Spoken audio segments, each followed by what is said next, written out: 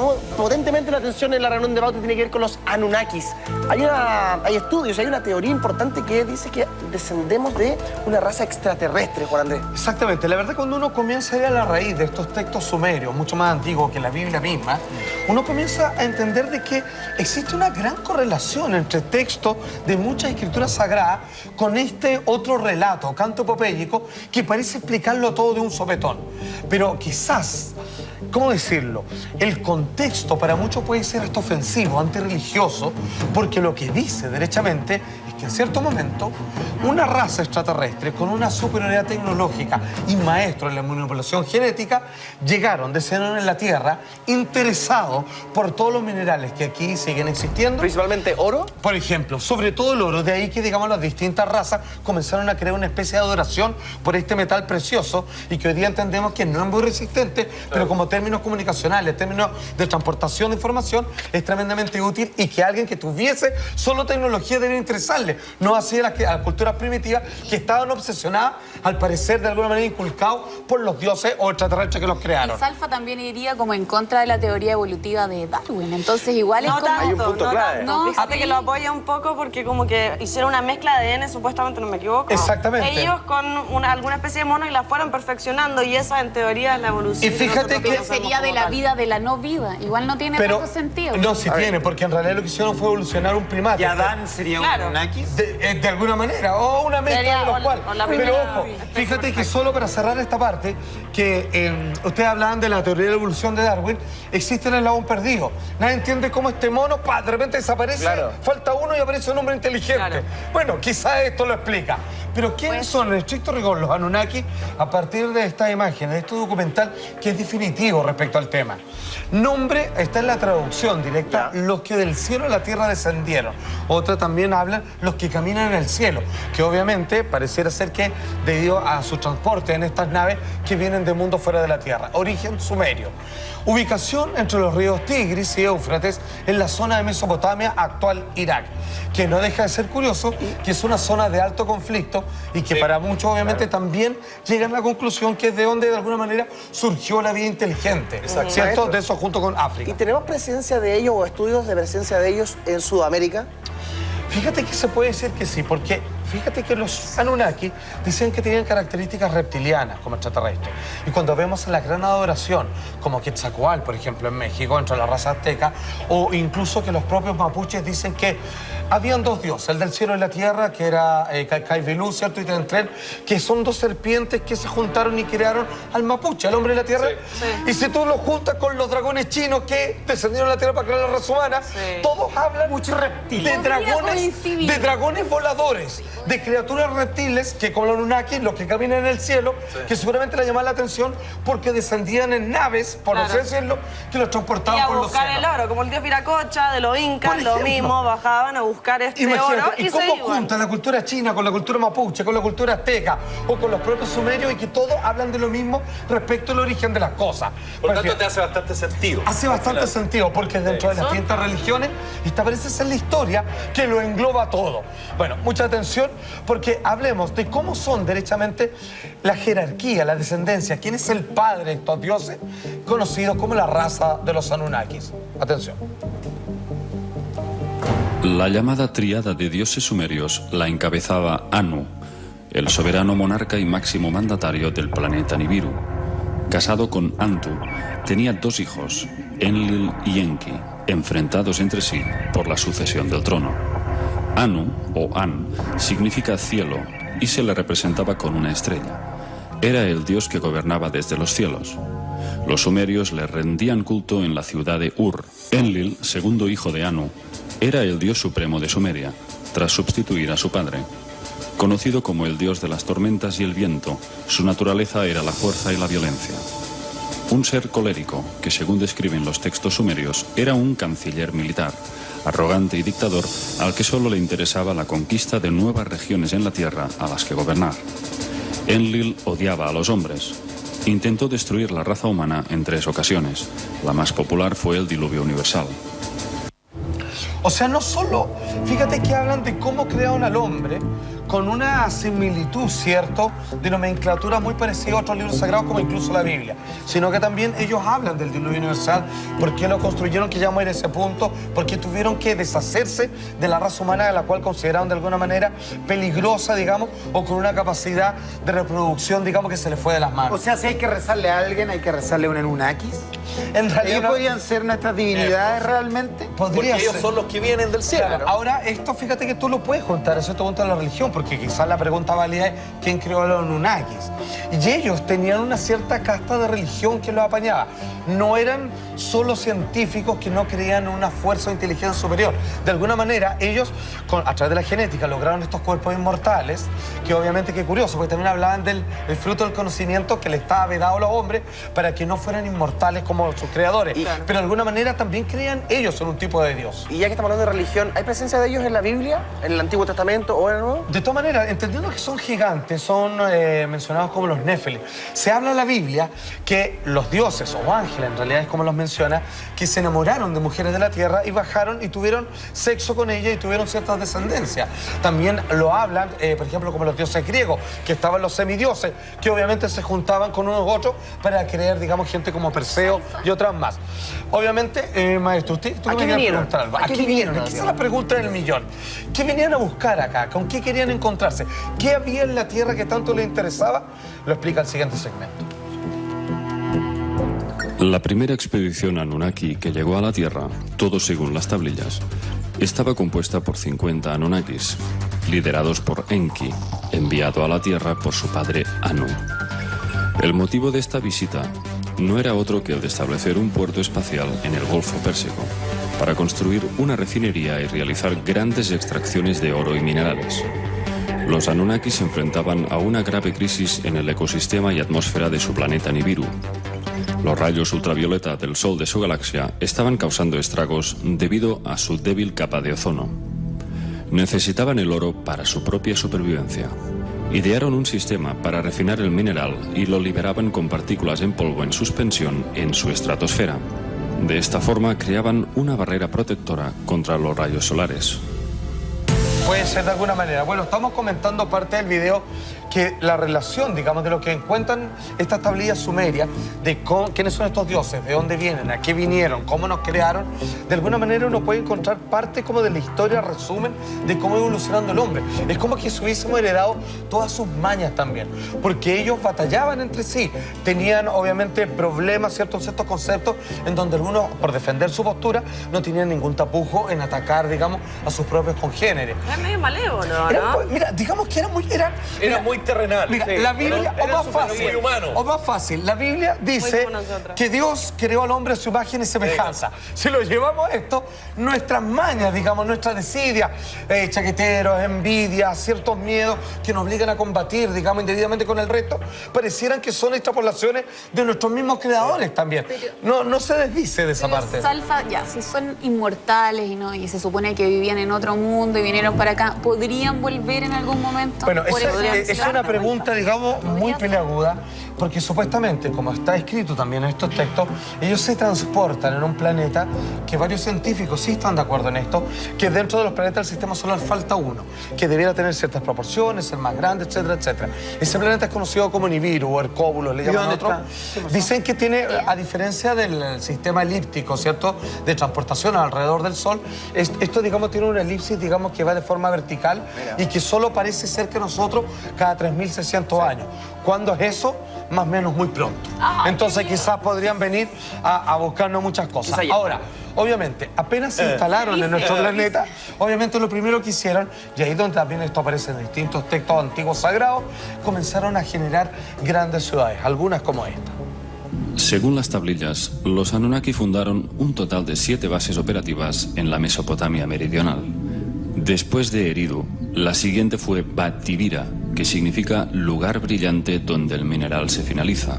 Era pues un centro metalúrgico de fundición donde se refinaba el oro. Laraak, viendo el brillante fulgor. Era una ciudad, como su nombre indica, que cumplía la función de baliza. Emitía luces para guiar y facilitar los aterrizajes de las lanzaderas espaciales. Sipar, ciudad pájaro, era un puerto espacial equipado con una pista de aterrizaje.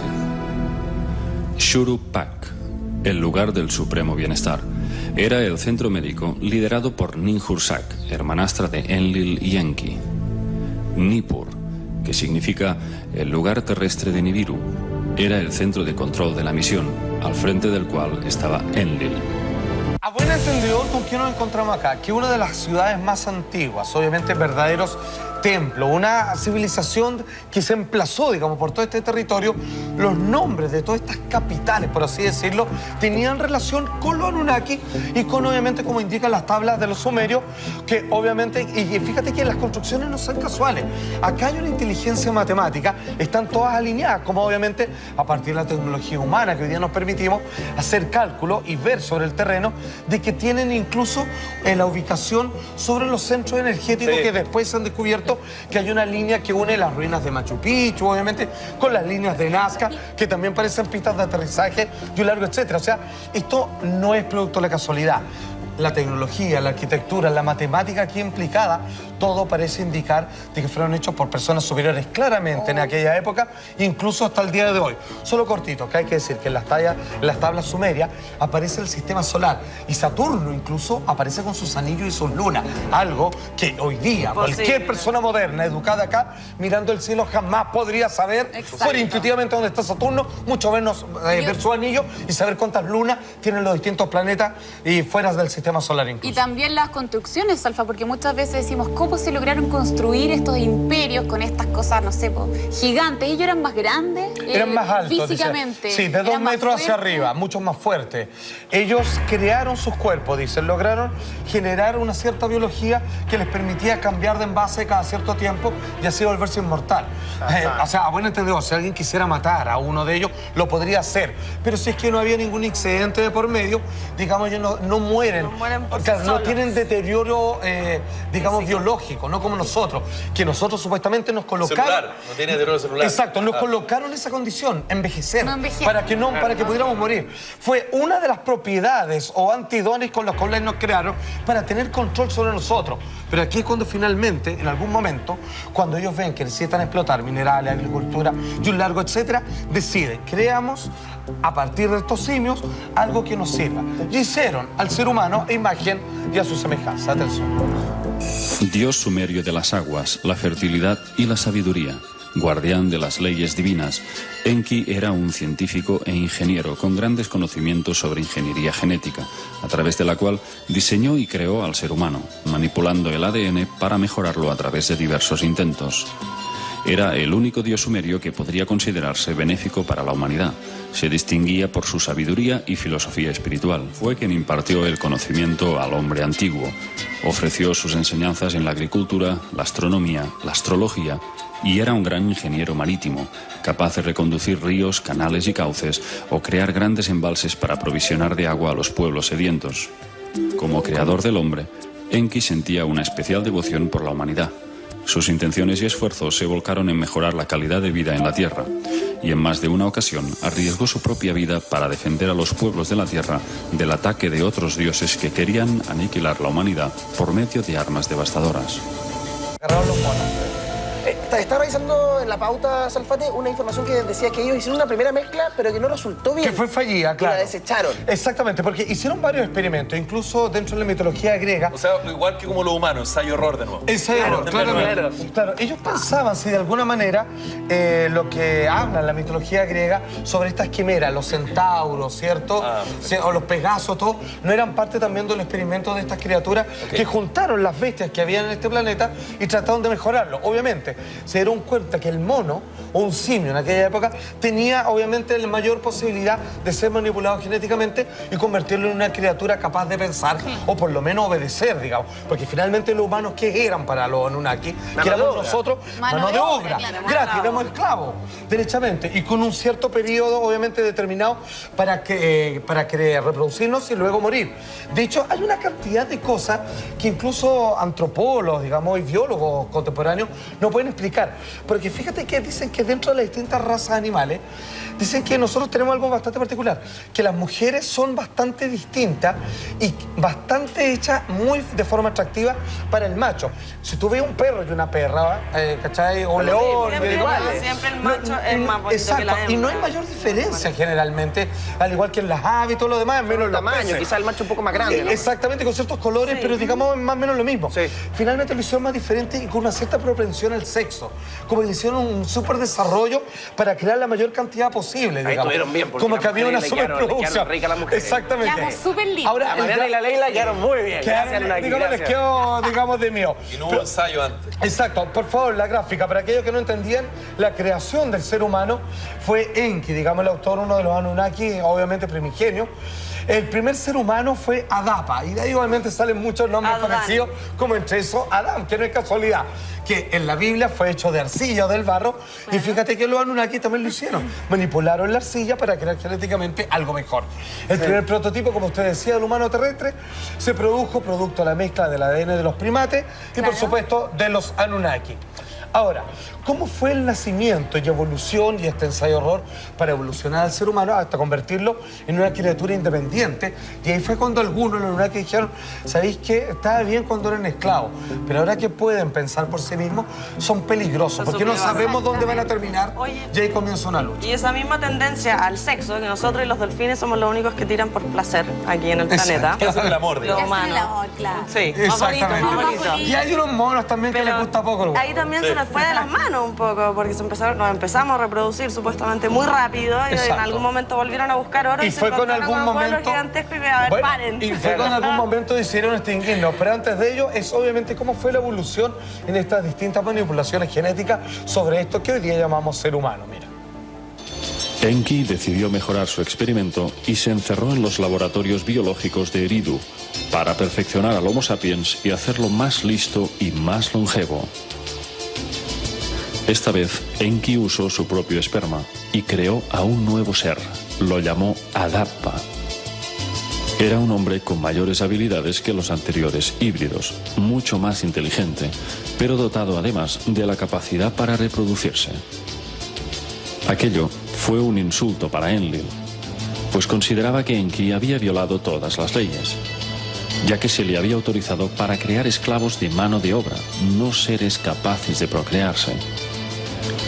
Enlil no podía soportar la idea de que el hombre pudiera algún día llegar a ser demasiado numeroso y terminara por ser una amenaza para ellos. Pero finalmente, como tú bien decías, esto se les fue de las manos. Y aquí hubo una batalla y una vez más, textos orientales, textos mapuches, hablan de que estos dioses, unos nos crearon, otros nos aceptaron y en algún momento dijeron, ¿sabéis qué? Los encuentro medio peligrosillos estos tipos. Matémoslos. Y aquí es cuando algunos pelearon por nosotros, algunos nos defendieron. Afortunadamente ganaron la batalla, pero no fue fácil, porque el Enula Elis, ¿cierto? Donde aparece Gilgamesh, este gran héroe, ¿cierto? De los sumerios, finalmente habla de que hubo sobrevivientes, pero muy pocos. ¿Por qué? Porque la forma masiva de destrucción de esta raza, que al final los propios Anunnaki llegaron a temer de su propia obra, fue a través, y una vez más aparece, al igual que en la Biblia, el diluvio universal. Atención con esto, miren. Enki tuvo una visión reveladora. Se le apareció un ser llamado Gazu, resplandeciente como los cielos, que le instruyó y le cedió una tablilla con un dibujo de una embarcación sumergible. Estas fueron sus palabras. Ahora toma el hado en tus manos para que los terrestres hereden la tierra. Llama a tu hijo Ziusudra. Revélale la inminente calamidad sin romper el juramento. Dile que construya una embarcación que pueda soportar la avalancha de agua, una embarcación sumergible, semejante a la que te muestro en esta tablilla. Que se salven él y su familia, y que lleve también la simiente de todo lo que sea valioso, sea planta o animal. Esa es la voluntad del Creador de todo. Bueno, finalmente en 40 días y 40 noches, ellos con la manipulación del clima, dicen que lograron obviamente exterminar a la mayor cantidad de seres humanos que a los cuales no querían que siguieran prosperando, porque ya habían terminado sus labores en la Tierra. Sin embargo, uno de ellos, obviamente el creador Enki, decidió salvarlo y eligió algunos pocos y, por ejemplo, a través de Arca, lo mismo que cita la Biblia, logró obviamente disiparse en distintos lugares de la tierra y a la cual de nosotros somos sus principales descendientes. De ahí en adelante la historia se pone aún más compleja, que los Anunnaki solo eran una de las tantas razas, si bien autora de nosotros, otras más nos vinieron a visitar, algunos nos ayudaron, otras nos quisieron conquistar y así suma y sigue hasta el día de hoy. Esto no se contrapone con las religiones, quizás también las engloba y le ilustra un poco más. Para algunos, simple fantasía, ¿cierto?, de los antiguos seres humanos, claro, y para otros, el mejor libro de historia, como las cosas realmente fueron. Claro que Ustedes sí, amigo mío. Muy bien, Zárate. Además, dicen que todavía están aquí manipulando todo desde los grandes poderes económicos y de los gobiernos.